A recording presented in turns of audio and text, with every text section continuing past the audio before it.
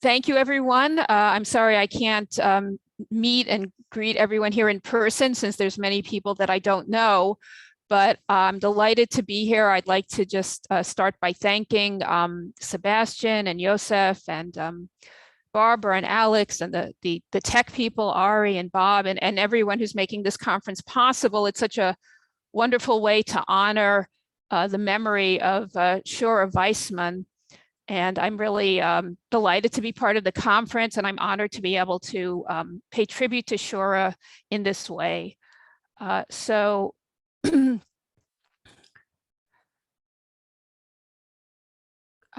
let me just do the screen share. So I first got to know Yosef and Shura when I moved to Washington, D.C. in 2000. And since that time, I saw them at various occasions, including, of course, many Yiddish events in the Washington area, like this one in 2007, where I believe these photos were taken. So, as I said, I'm really honored to, to be able to pay tribute to Shura in this way. Kavod ihr Andenken. So, I assume you can all see the screen share. That's working fine. Great. So, I'll start now with my talk. Okay, just a second. All right.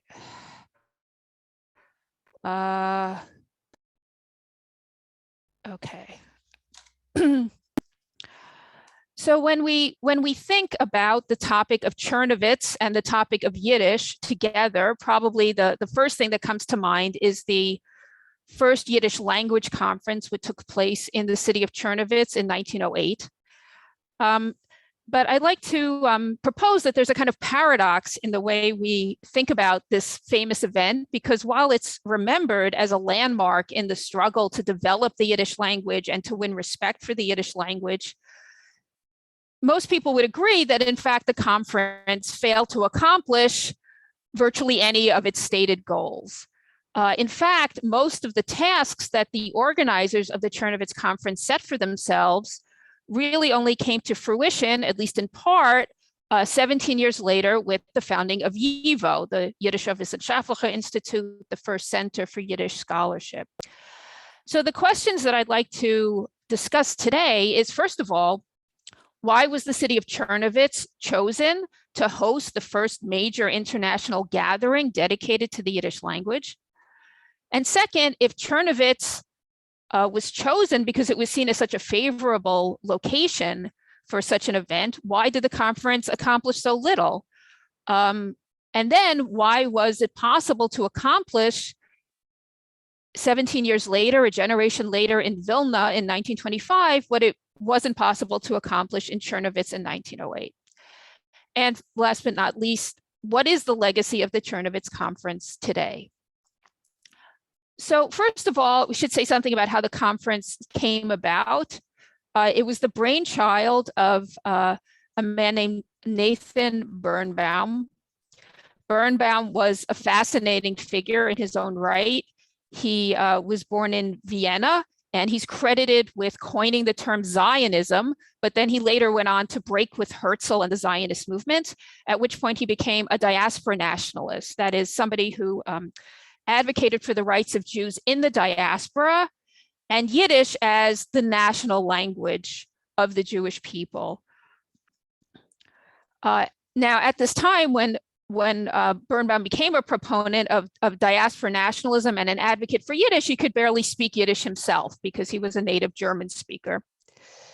But he came up with this idea of the conference, and he worked with other leading figures of Yiddish culture at the time, such as the leading theorist of Yiddishism, Chaim Zhitlovsky, who you can see here in this photo that was taken at the conference. Zhitlovsky prepared the invitation to the conference.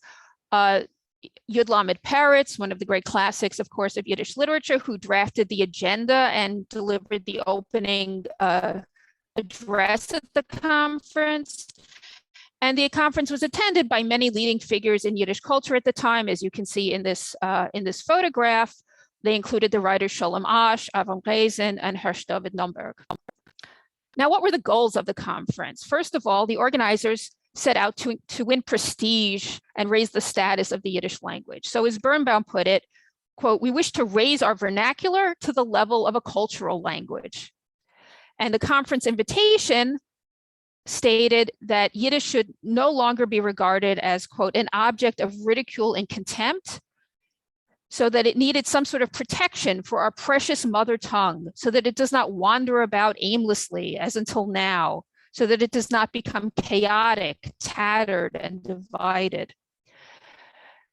So how did the organizers set about winning respect for the Yiddish language? Well, a young linguist named Matisyahu Mises gave an address, a scholarly talk at the conference that's considered the first scholarly talk in Yiddish, where he argued that unlike the common stereotype that Yiddish was just a corrupt jargon, that in fact it was a rich language with its own distinct features and history that was deserving of respect, just like any other language. Further, the conference organizers felt that to win this respect, that Yiddish would have to be modernized and standardized. And in order to do that, they would have to create a unified spelling system and grammar and reference works like dictionaries and grammar books that could teach people the rules for using the Yiddish language. And who would write those books, who would set those standards? Peretz argued at the conference in his address that there needed to be created a central authoritative body that could, quote, "serve as an authority in questions of Yiddish orthography, grammar, and other language questions." They also argued that it was necessary to increase the corpus of Yiddish literature to make all the great works of the Jewish tradition available in Yiddish to show the richness of the language and the literature. So they argued for translating the Bible into Yiddish as one of the priorities on the agenda. And Peretz also stressed the need to provide support for people who would create Yiddish culture. So he talked about addressing the needs of writers, actors, and students by creating support, financial and moral support for publications, libraries, schools, and theaters. Just parenthetically, here we see an image of some of the entrance cards or passes to the conference, which I found on this wonderful website that Yosef and Shura curated, the Shtetl website that has a whole section devoted to Czernowitz and to the Czernowitz conference. If anyone is looking for additional resources, I could recommend that you look online there. It's a great resource. So, okay, so one more point about the goals of the conference, that alongside these practical, concrete goals, there was also a larger symbolic importance that the conference organizers saw their work as having. For diaspora nationalists saw Jews as a secular national group with Yiddish as their national language. And so even if Jews in Eastern Europe didn't have a state or a government of their own, if they could argue that their language and their culture was worthy of respect, they hoped in this way to win respect and recognition for all Yiddish-speaking Jews. So Szydłowski spoke of, quote, "the national mission of Yiddishism," to strive to develop the Yiddish language into the Jewish national language, because that was the best means to Jewish national existence. So now we can turn to the question of why Czernowitz. Okay, so this idea of Yiddish as the key to Jewish national rights in the diaspora, I think is related to the choice of location.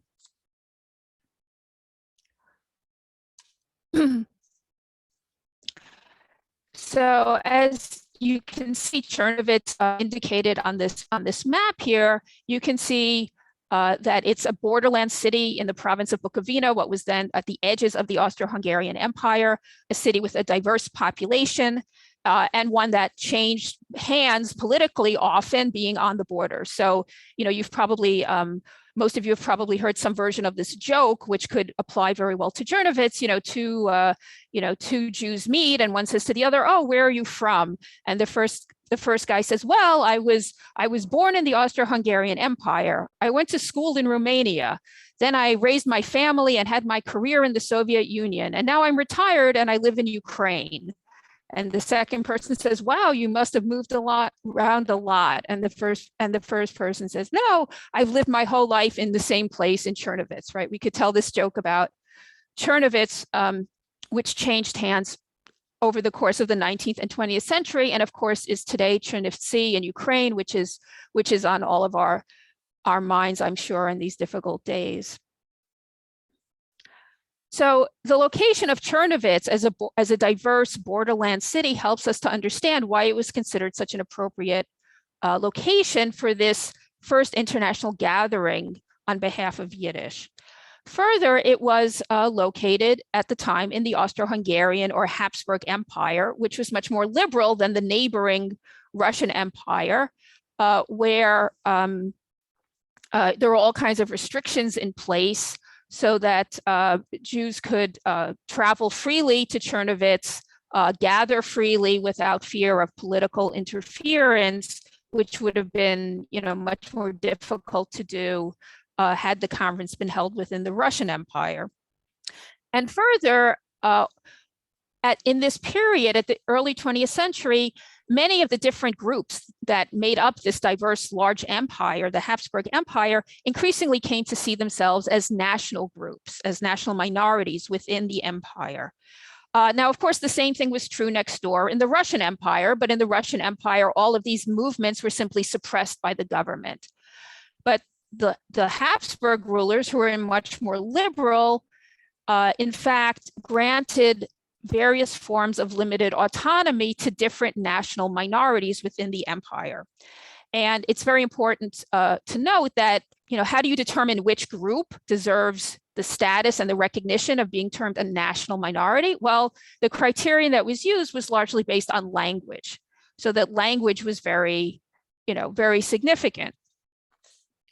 So in 1905, in the province of Moravia, the Habsburg had created separate schools and separate parliamentary representation for speakers of Czech and German, so that the certain number of seats in the parliament were guaranteed to certain groups that were identified by their use of certain languages, such as Czech and German. And in 1910, a similar policy was introduced in the province of Bukovina, where Czernowitz, of course, was located. Now, this was the good news. The bad news, at least from the point of view of the Jewish population, is that the Habsburg rulers did not regard Jews as a national group. They regarded them solely as a religious group, and they did not recognize Yiddish as an official language. So in this context, I think we can better understand the significance of the location of the conference in the city of Czernowitz. In this political context of the Habsburg Empire, Jews were encouraged to try to fight for their own national recognition and national rights and the rights of Yiddish, so that in the census that was conducted in 1910, there was a campaign to encourage Jews to put down Yiddish as their mother tongue on the census, even though that wasn't one of the officially recognized choices. Right? It wasn't one of the choices on the census form because Yiddish wasn't recognized by the government as a possible choice for mother tongue. But nevertheless, 75% of the Jews in Czernowitz declared Yiddish as their mother tongue in the 1910 census.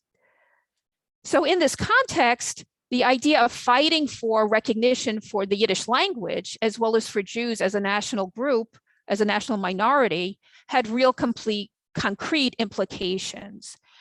So the conference famously came to the resolution that, quote, it recognizes Yiddish as a national language of the Jewish people and demands for it equal political, social, and cultural rights. And this wasn't simply a symbolic statement in this context. It had, as I said, potentially concrete implications for Jews' political status in the Habsburg Empire. So if this was the case, right, if this was such a promising location, then why did the conference, by most accounts, fail to really accomplish its goals?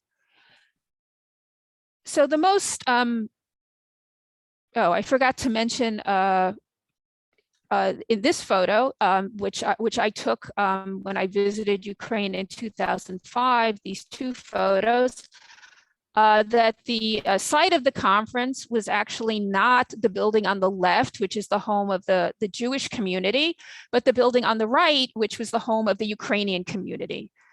So I think this is another indication of the diversity of the population of the city, and also the generally friendly relations among all of the different ethnic groups that coexisted there. Okay. The next photo is also from the Shtetl website, and it shows many of the participants gathered at the conference. You can recognize some of them maybe from the previous photo. So to come back to this question, why did the conference fail? Well, one reason that's often given is to put a lot of the blame on one of the few leading female delegates at the conference, one of the most vociferous delegates, a militant Bundist named Esther Frumkin, who insisted that that Yiddish be recognized as the national language, not just a national language, but the national language. And this question of what was implicitly a question of the relationship between Yiddish and Hebrew, right, kind of overwhelmed the practical agenda, the items that were on the agenda of the conference.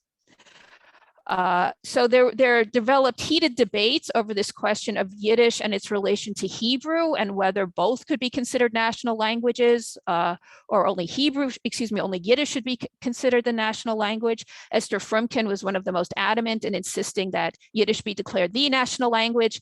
One speaker at the conference described Hebrew as a, quote, putrefying cadaver, which apparently caused some outraged supporters of Hebrew to cry and faint. There's also reports that physical altercations broke out between supporters of Hebrew and supporters of Yiddish, so that Czernowitz and Ash attacked some Hebraists outside the conference venue with their walking sticks. So in fact, the resolution that I mentioned earlier to recognize Yiddish as a national language was a kind of compromise that, of course, like most compromises, left nobody really satisfied. So one reason was perhaps the kind of heated debates that sidelined the more practical agenda items on the conference. Another reason, I would say, ironically, has to do with the very tolerance of the Habsburg setting that I just outlined. So Jews in the Habsburg Empire were hopeful that they could gain national rights as other minorities, like the Czechs, for example, had successfully done.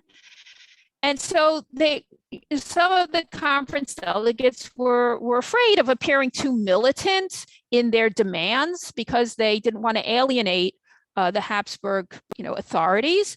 So while Czernowitz wanted to demand recognition for Yiddish as the national language, Birnbaum insisted that, quote, our objective is purely cultural, trying to take a more kind of neutral stand, as did Peretz, who tried to be a peacemaker among the various factions and then was in turn derided for being, kind of spineless because of his willingness to compromise. Finally, I would say another issue is simply the timing, that many of the proposals that were brought forth at Czernowitz were just premature. They talked about establishing Yiddish publishing houses to bring out Yiddish textbooks and dictionaries, and organizing theaters and libraries, and creating a union, an association for Jewish writers and actors. But the truth is there wasn't enough support or funding to really achieve any of these goals. So after the conference ended, Birnbaum remained in the city to try to found the organization that was proposed by the conference to work for these goals and to raise money. But he didn't have much success. This is the first page of a letter from the YIVO archives that Birnbaum wrote from Czernowitz after the conference, where he writes about his efforts to raise money and his frustrations. You could also see that one thing he did was he founded his own newspaper, Dr. Birnbaum's Wochenblatt, which he modestly named after himself. I always thought that was cool. If you're going to found your own newspaper, you might as well name it after yourself, right? But these projects, that Birnbaum undertook, these fundraising efforts, as I said, didn't amount to much. Eventually, Birnbaum left the city, and in his subsequent evolution, he became a Baal Tshuva, an adherent, a new adherent to Orthodox Judaism. He remained a proponent of Yiddish, but he turned away from secular Yiddishism and became a leader of the ultra-Orthodox Agudas Yisrael organization. So quite a fascinating figure. So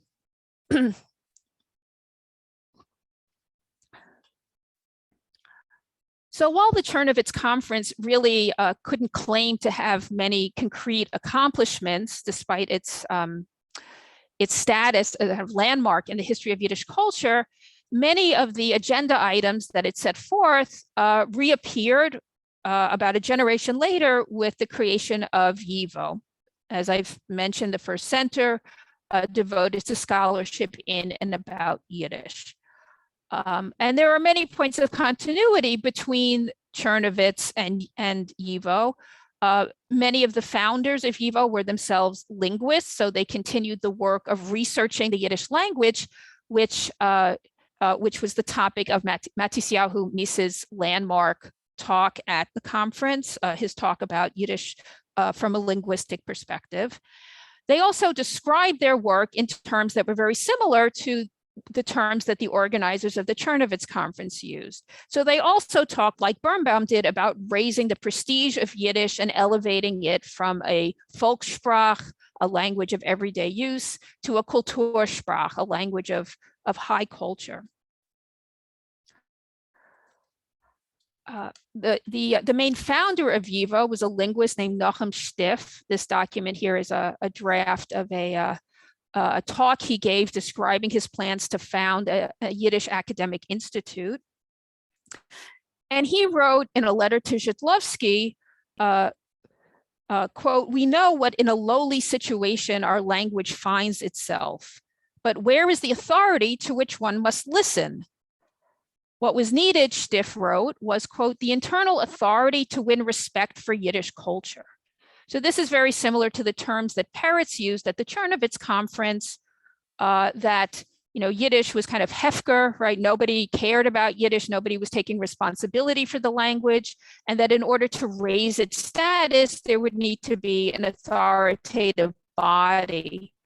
And now YIVO came along and filled this need by becoming, quote, "the highest agency in doubtful questions of grammar, orthography, and terminology."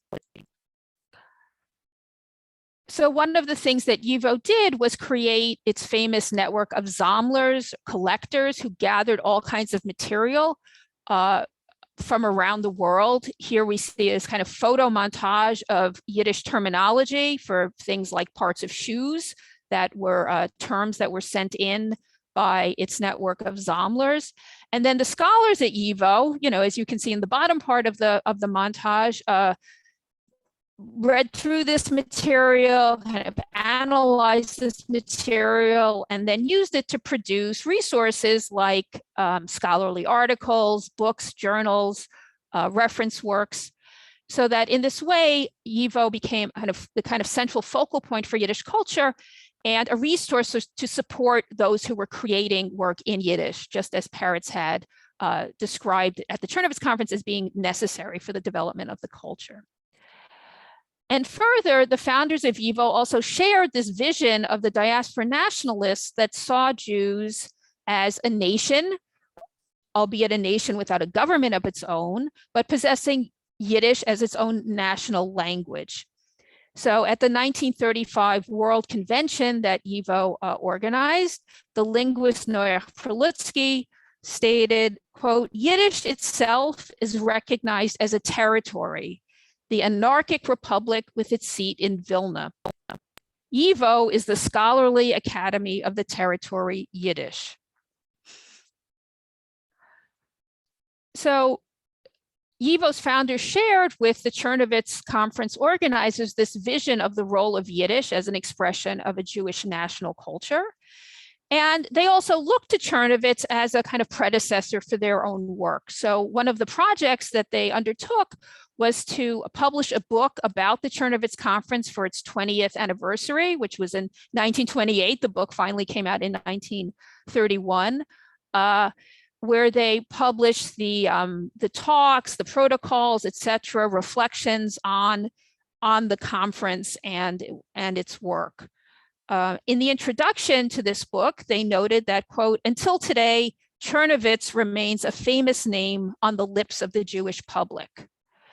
But in fact, to produce this book, they had to go and try to reconstruct the proceedings of the conference because the original minutes of the sessions had all been lost. They had to go to people who had participated and try to reconstruct what happened. So despite all of the plans of the conference, even the minutes were not preserved. And so in the introduction, the YIVO editors concluded that, quote, the conference had no luck. So if it seems that the Czernowitz conference had no luck, it might seem lahavdil, on the other hand, that YIVO's founders were very lucky. In 1924, when the plan for such an institute first was proposed, they hoped to found the institute in Berlin, which was a city with a long scholarly yichus, so to speak, a long history as a center of scholarship, and also at the time had a Jewish community that was more affluent than Jews in Eastern Europe. But they didn't get much support there. There wasn't really that much interest in Yiddish in Berlin.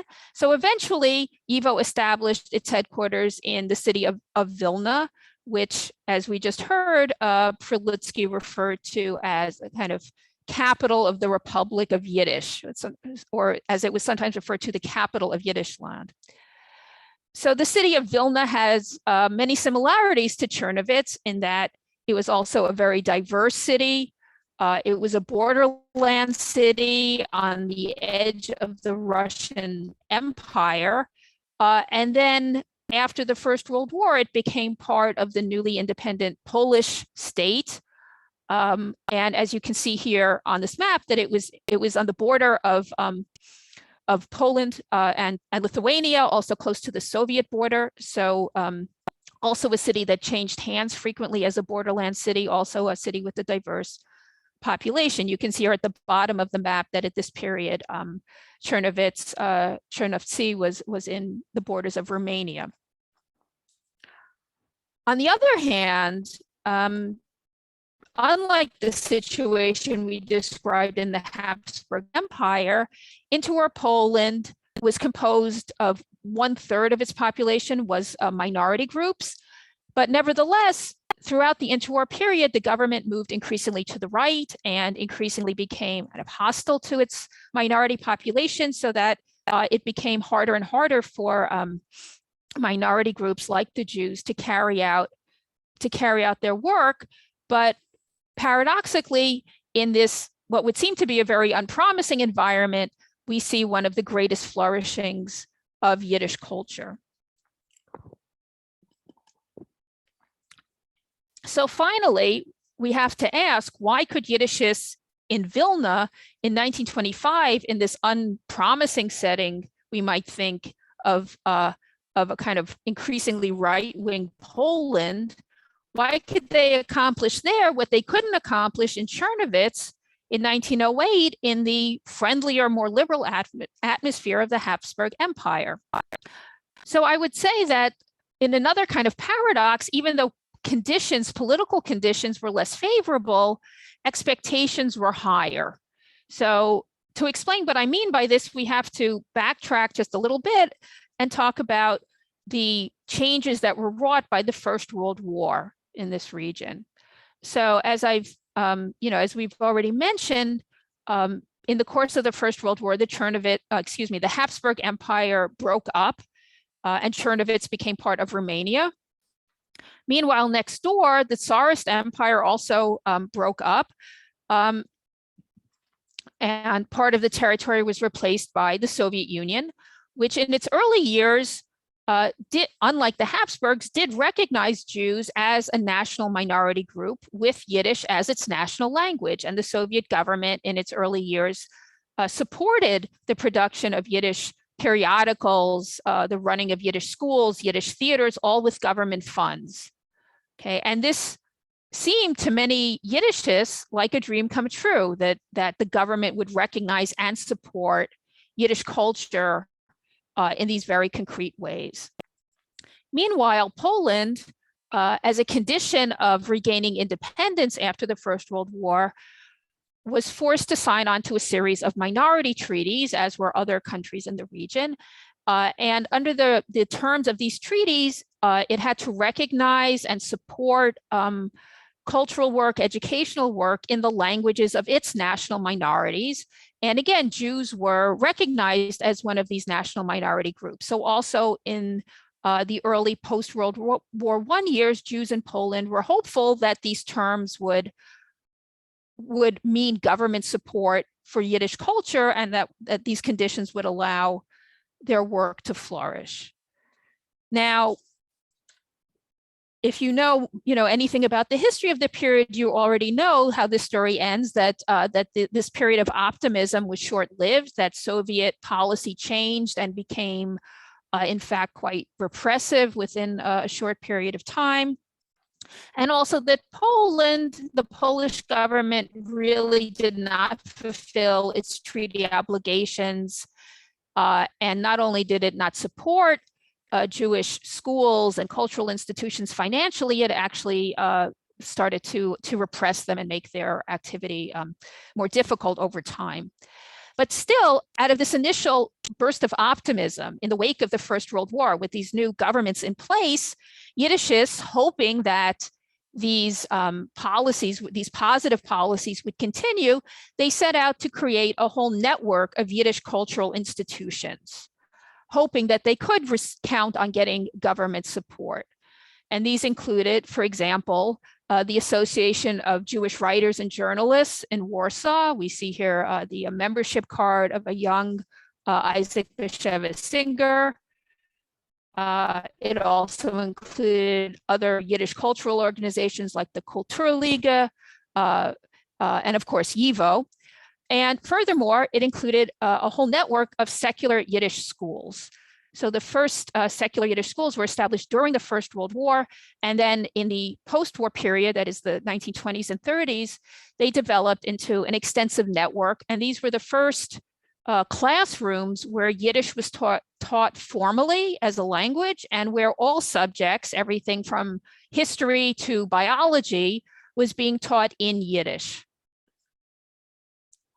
So in these new Yiddish secular schools, now there was a real need for a unified spelling and grammar so that teachers would know what to teach their students. There was a need for vocabulary to teach, biology and math in Yiddish.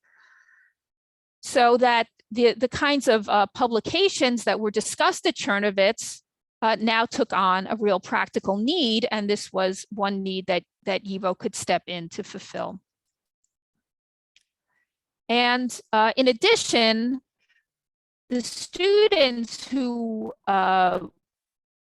attended these schools and graduated from these schools were taught to appreciate Yiddish culture on a high level. They were taught a high level of Yiddish fluency, and beyond that, they were taught to value Yiddish literature, Yiddish theater, and they were the ones who could buy YIVO publications and read a scholarly article in Yiddish, or buy a new work of modernist, avant-garde literature in Yiddish, or buy tickets to see a high-quality Yiddish theater production or a lecture. So in this way, the schools produced the audience that Peretz spoke about in 1908 in Czernowitz, the audience of people who could support and help further develop Yiddish culture. So that by the end of the interwar period, by the late 1930s, political and economic conditions were worsening, and it became more and more difficult to keep this whole range of cultural and educational organizations afloat.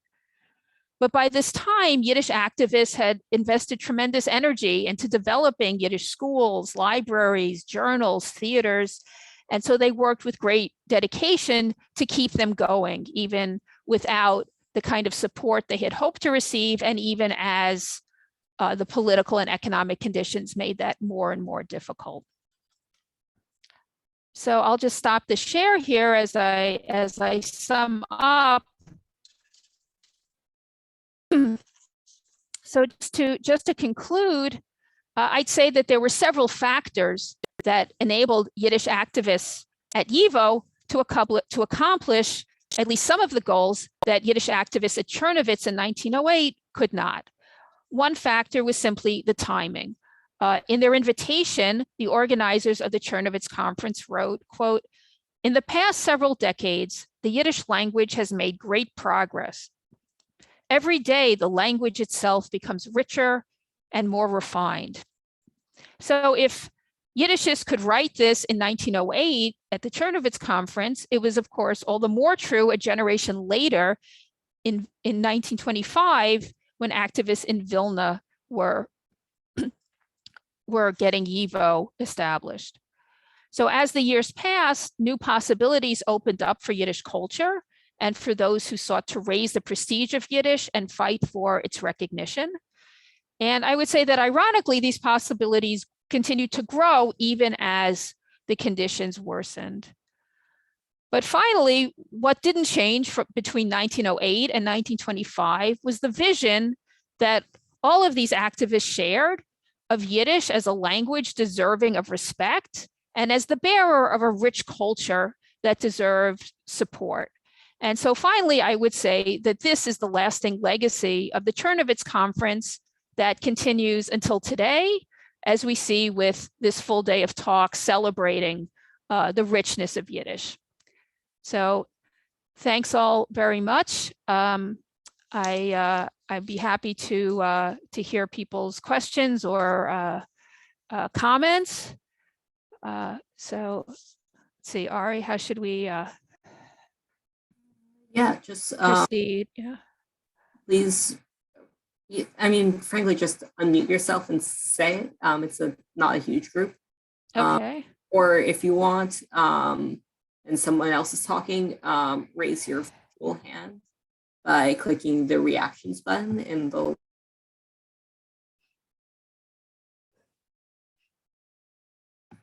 Any questions? This was an amazing talk. Thank you.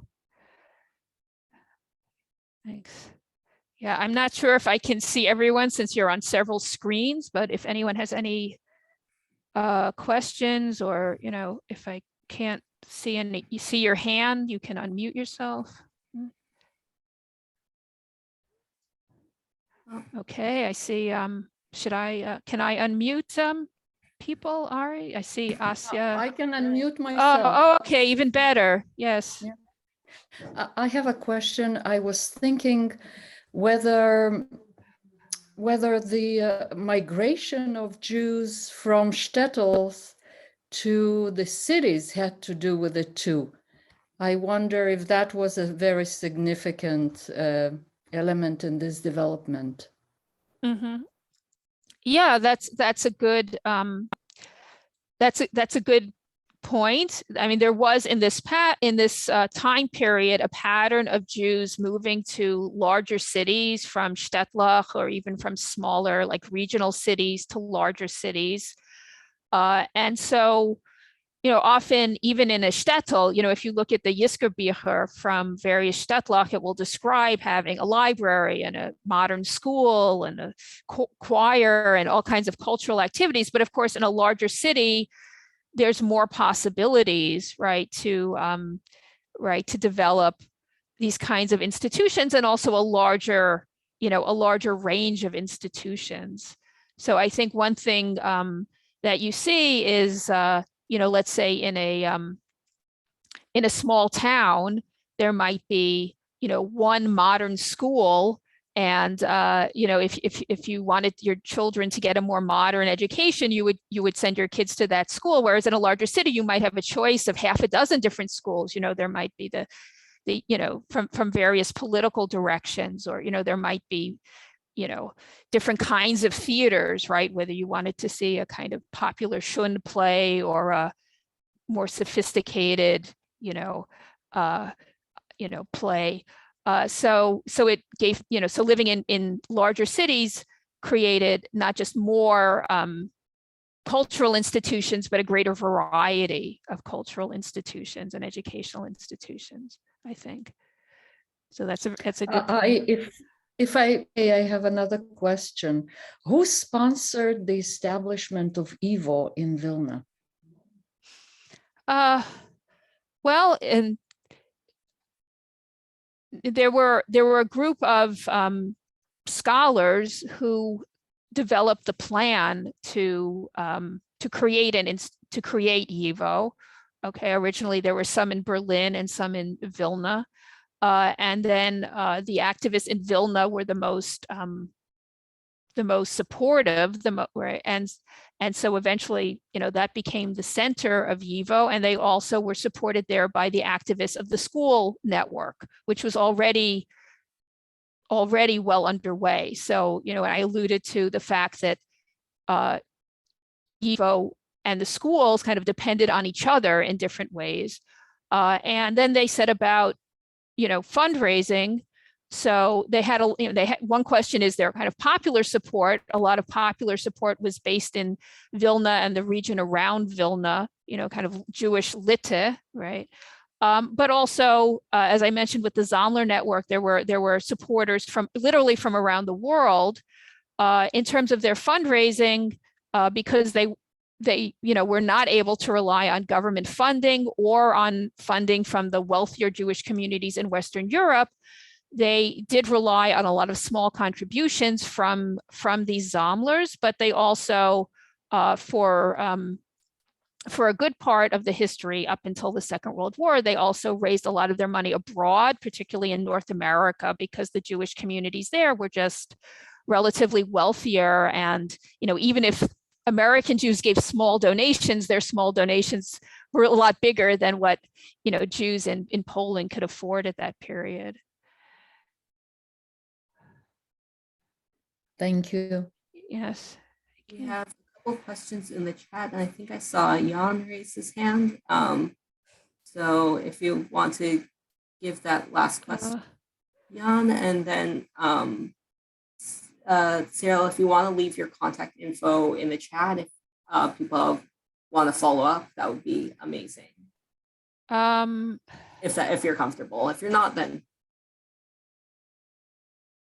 sure. Yeah, I'm just looking at the chat. Should I try to answer the questions in the chat? Jan, I think Jan has one thing to add. Jan, okay. So who is Jan? Yes, please. Is that in the chat, or is that someone who wants to ask? I can't hear you. You speak up. Yeah, go right ahead. I can't hear you. You need to speak into your microphone or type in the chat and I'll read it out.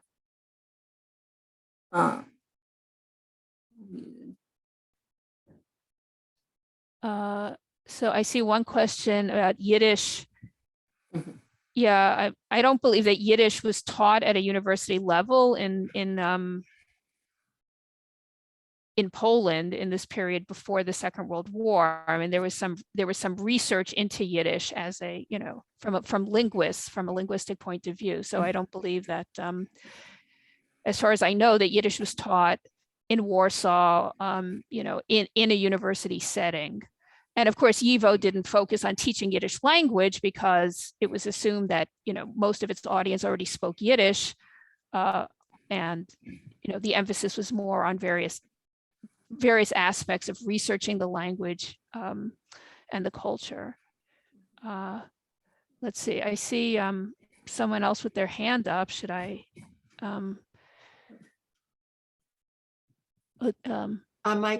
Can you hear me? Yes, thank you. Yeah. Okay, my question is, I've had relatives visit Russia and visit Poland, Estonia, Latvia, and Lithuania, searching for our ancestors. But is there a museum, once this pandemic ends, hopefully, and once people start to travel again, is there a museum in Czernowitz? Was there ever established a museum of all of the cultural folks there? Or did you have to do your research from books of Sammlers? All right, I'm